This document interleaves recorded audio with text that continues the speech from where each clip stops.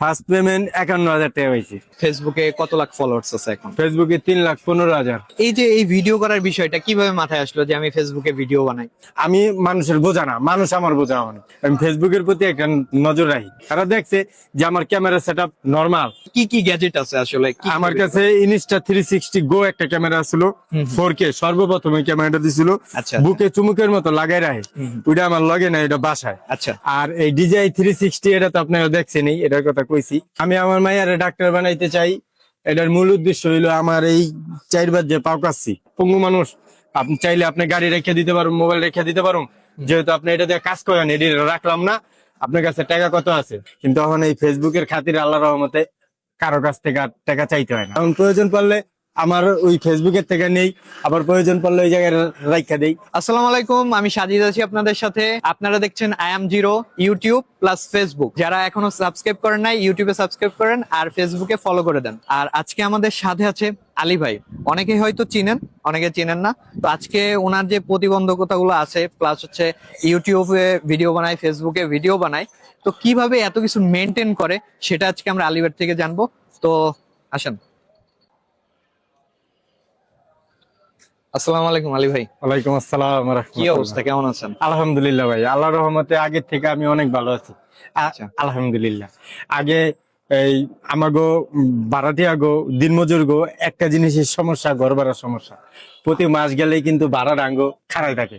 কিন্তু এখন এই ফেসবুকের খাতিরে আল্লাহর রহমতে কারো কাছ থেকে আর টাকা চাইতে হয় না। আমরা টাকার কাম করি ঠিকই, কিন্তু টাকা রাখতে পারি না। প্রতিদিন 1,000-1,200 টাকার কাজ করি, কিন্তু এই টাকা থাকে না। চাক্কা টাকা ফাঁকা জায়গা। ওই ঘর ভাড়ার টাকার লেগা মানুষের কাছে যেমন টান দিতে হয়, কারো কাছ থেকে ধার চাইতে হয়, এখন আর ওই টাকাটা চাইতে হয় না। এখন প্রয়োজন পড়লে আমার ওই ফেসবুকের থেকে নেই, আবার প্রয়োজন পড়লে ওই জায়গায় রাইখা দেই। আল্লাহর রহমতে চলতেছে আলহামদুলিল্লাহ। আচ্ছা আলী ভাই, এই যে আপনার বিভিন্ন রকম ডিজিজ আছে, আপনার পায়ে সমস্যা, পা কেটে ফেলছেন, প্লাস হচ্ছে বিভিন্ন রকমের হাতেও সমস্যা, সমস্যা আছে। হাতেও সমস্যা আছে। সুইটা দিলে আছে না, এই যে দেখেন, এই যে নতুন গোস্তটা দেখছেন, হুম। এই নতুন গোস্তটা হয়। আর সুইটা না দিলে এই নতুন গোস্তটা হয় না, বরঞ্চ এইভাবে ক্ষয় হইয়া আঙ্গুলের মাথা কালো হইয়া ঘা হয়ে জায়গা কেটে লাগে। আচ্ছা আচ্ছা। তাই আল্লাহর রহমতে এমনি আমার কোনো অসুবিধা হয় না, খুব ভালো আছি। এই যে এত প্রতিবন্ধকতার মাঝেও আপনি রিক্সা চালাচ্ছেন, সাথে ব্লগিং ও করতেছেন, হ্যাঁ। হ্যাঁ ইউটিউব ব্লগিং করতেছেন, এখান থেকে টাকা আর্নিং করতেছেন। জি। তো এই যে এত কিছু যে সামাল দেন, এটা আসলে কিভাবে দেন? এটা ভাই, এটা আল্লাহ পাক চায় যে আলী ভাই করুক এটা, আর আমিও চেষ্টা চালাই যাই। আমি এটার প্রতি একটা নজর রাখি, আলাদা একটা নজর রাখি। আমি যা কিছু করি না করি, আমি ফেসবুকের প্রতি একটা নজর রাখি। কারণ এই জায়গার থেকে টাকা পয়সা কোনো কিছু ভাই এটি থাকবো না, এটি যাবো গা। তো মানুষের যে একটা ভালোবাসা, একটা সাপোর্ট, হ্যাঁ, আমি আপনার কাছ থেকে শিখতেছি। আপনি যে আমার কমেন্ট করতেছেন, আমি কমেন্টটা পড়া আমি আপনার কাছ থেকে শিখতেছি। আপনি একটা কমেন্ট করলেন, আপনার মতো 10 জনে যদি 10 রকমের 10টা কমেন্ট করে, ওদিক থেকে আমার মাথাটা আস্তে আস্তে খোলে ভাই। আচ্ছা ভাই, এই যে আপনার যে ডিজিজটা হলো, এটা কি জন্মগত নাকি না। কিভাবে হলো আসলে? না, এটা 2014 সালে আমি বিয়া করছি। 15-র শেষের দিক দিয়া আমার ডাইন পায়ে গাওটা ধরা পড়ছে। আর আগে আমি তো কইলামই আপনার একটু বিড়ি সিগারেট খাইতাম, যে কারণে দোষ আসলো ভাই। দোষ না থাকলে হয় না। মেন কথা কি ভাই, বাপ মা ছাড়া বড় হয়েছি তো। মায়ে যাইতো কাপড় বেচতে, থাকতাম নানি গো কাছে, মামা গো কাছে, খালা গো কাছে। আর পরের কাছে ভাই যত আদরেই রাহুক, পর তো ভাই পরেই, পর কোনোদিন আপন হয় না, মার মতো হয় না। আমার মায়ে সকালে কাপড় বেচতে যাইতো, রাইতে আইতো। রাইতে যখন আইতো তখন ঘুমে থাকতাম, সকালে যখন যাইতো তখন ঘুমে থাকতাম। মার মুখ দেখতে পারতাম না। মার কাপড়ের আঁচড় কোমরের কাইতনের লগে বাইন্দা রাখতাম, যেন সকালবেলা মায় গেলে যদি কোন সময় হজাক পাইতাম যে মায় আইছে, ওই সময় মার আঁচড়টা কোমরের কাইতনের লগে বাইন্দা রাখতাম, যাতে সকালবেলা মায় উঠলে আমি জানি আলাপ পাই। ভাই জীবনে কষ্ট করছি ভাই, এখন অনেক কষ্ট পরিবারে করছি। কে কে আছেন? এখন পরিবারে আমার মায় আছে, আমার বউ আছে, আমি আছি, আমার মাইয়া আছে। আল্লাহ রহমতে অনেক ভালো আছে ভাই। কিন্তু মাঝখানের থেকে ওই জানেনই তো, জীবনের এই সিঁড়িতে উঠতে গেলে আর কি, বড় আর সিঁড়িতে উঠতে গেলে অনেক জায়গাতে অনেক বাধা বিপত্তি আহে আহে এগুলা। আপনার অনেক ইয়াই তো ছিল, ব্যবসা করতে পারতেন, হ্যাঁ। জি। সবকিছু ছেড়ে গাড়ি কেন চালাচ্ছেন? গাড়ি চালাইতেছে, এই গাড়ি চালানোর লেগে আজকে আপনার লগে দেওয়া হয়েছে। গাড়িটা হইলো নিজে বল বা বল, জানে খুশি হ্যানে যেতে পারুম গা। গাড়িটা টান দিয়ে জানি খুশি হেনে যেতে পারবো আমার মায়ের বুড়া মানুষ বাইসাত রাস্তায় আমার মার অনেক সময় প্রেশার হাই হয় লো হয় আমার মায়ের পড়ে গেলে একটা মানুষ দিয়া কয়ে আমার গাড়িতে উঠে আমি টান দিয়ে হাসপাতালে যেতে পারবো না। আর দোকান থাকলে কিন্তু আমি এটা পারবো না, দোকান থাকলে আমার বন্দি থাকা লাগবো। আর এটার কারণে আমি 10 জায়গায় যাইতে পারি। আমি মানুষের বোঝা না, মানুষ আমার বোঝা হয় না। আপনি একটা মানলে নিউ মার্কেট যাইবেন, আপনি একটা রিক্সা দিয়ে যাইতে হইব। আপনি কোন রিক্সাটা আপনার মালটা উঠাইতে সুবিধা হয় আপনি ওই রিক্সা বাইসা লইবেন। আল্লাহ রহমত ওই রিক্সাও আমার আছে। ওখানে আমি আপনার বোঝা না যে আপনি আপনি আমার কুলিবার নামাই দিবেন। এখন আপনি আমার বোঝা, আমি আপনারে নিউ মার্কেট নামাই দিয়াম, কি কন ভাই? আমি আরে নামাই দিয়াম, তাইলে এই রিক্সাটার কারণে আমি মানুষের খেদমত করতে পারি। আর রিক্সাটা না থাকলে মানুষের থেকে আমার চায়া খাইতে হইতো, চায়া নিতে হইতো। এই হিসাবে চাওয়ার বিষয়টা থেকে যে আসে, আপনি একটা কথা বলতেছিলেন আপনার মেয়েকে ডাক্তার বানাতে চান, তো এটা একটু আবার একটু বুঝাই বলুন। আমি আমার মায়ের ডাক্তার বানাইতে চাই। এটার মূল উদ্দেশ্য হইলো আমার এই 4 বার যে পাও কাটছি, আমার ঘরে অনেক কাগজপত্র আছে। এই পাও যে কাটছি, পাওটা তারা এমনি কাটে নাই কা, বড় বড় ডাক্তাররা, ডিগ্রি প্রাপ্ত ডাক্তাররাই এই সার্জারি গুলা কইরা থাকে। তো ওই ডাক্তার গুলার লেবাস দেখছি, এক একটা ক্লিনিকে গেছি। বাংলাদেশে কোনো হাসপাতাল নাই যে আমি যাই নাই, আমি সব হাসপাতালে গেছি। হাসপাতালের নিয়ম কানুন দেখছি, হাসপাতালের সুযোগ সুবিধা দেখছি। ওই দেখার থেকে আমার ভিতরে একটা সাপ জাগছে, আমার মাইয়া যদি ডাক্তার হয় অন্তত পক্ষে আমার মতো রিস্কা লাগো চিকিৎসা করতে পারবো। অনেক জটিল জটিল রোগ নিয়ে, অসুস্থতা নিয়ে গরিব অসহায় মানুষরা আছে যারা সাংবাদিক দেখা পায় না।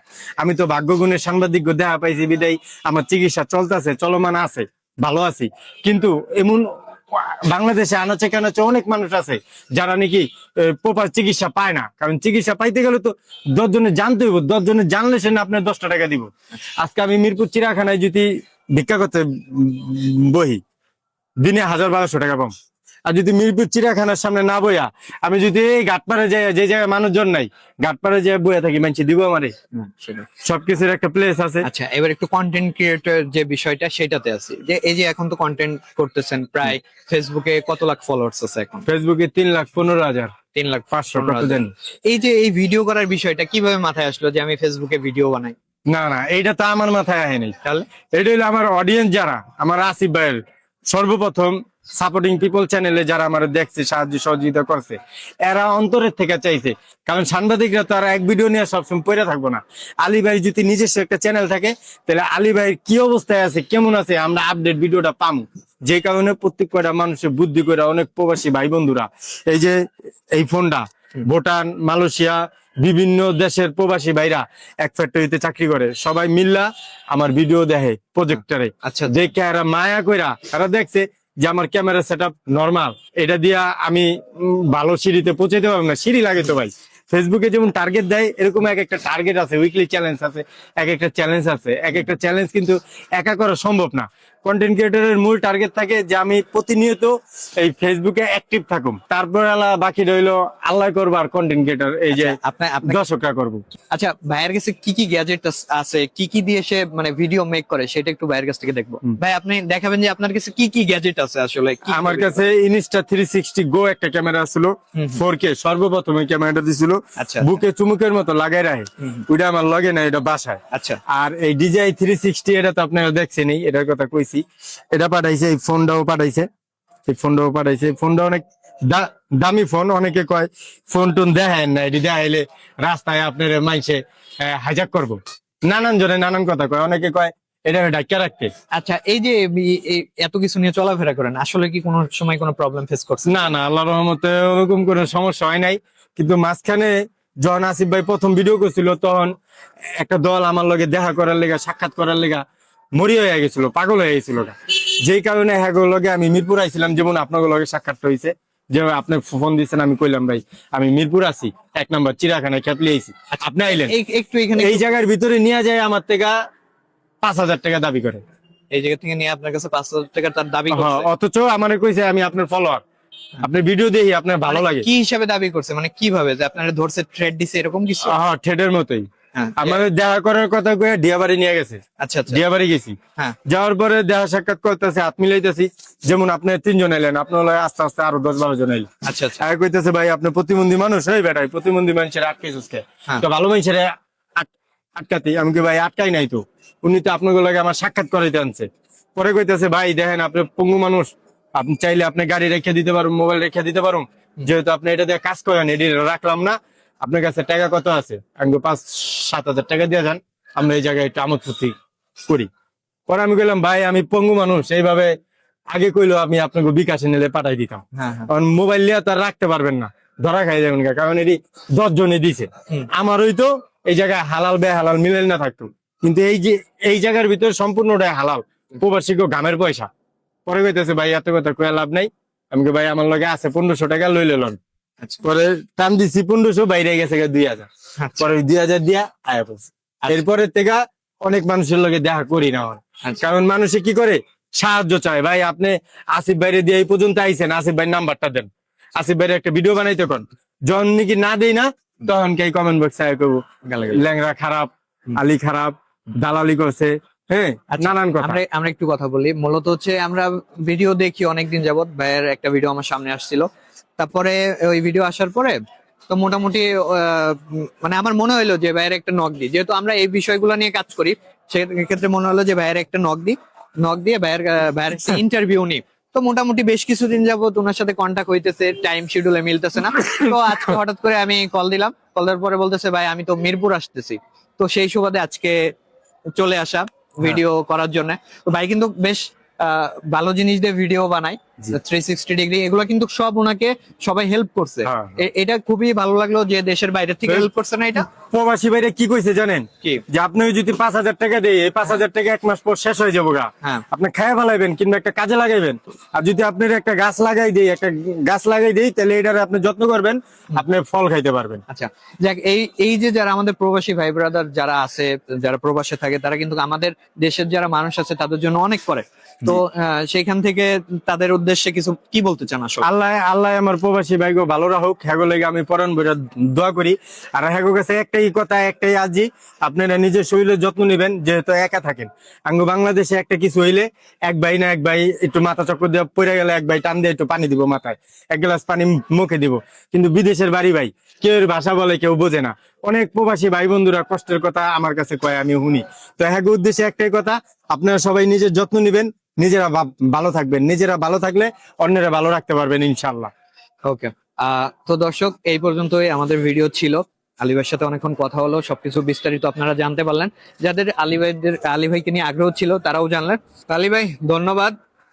আমরা কিন্তু সময় কয়টা দিয়ে- ভিডিও দিবেন ভাই। হ্যাঁ, অবশ্যই অবশ্যই। হ্যাঁ। আপনি আমার এই হোয়াটসঅ্যাপে নক দিয়ে দিন, আপনি তো ওই নাম্বারে হোয়াটসঅ্যাপ। হ্যাঁ, ভাই তাহলে ভালো থাকো, ভাড়া দাও ভাই। ওই যে মহাজন মনে হয় বসছে। হ্যাঁ।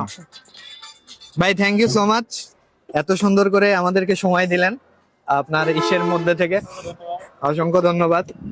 ওকে গাইস, তাহলে আজকে আমাদের এখানে শুট শেষ হলো।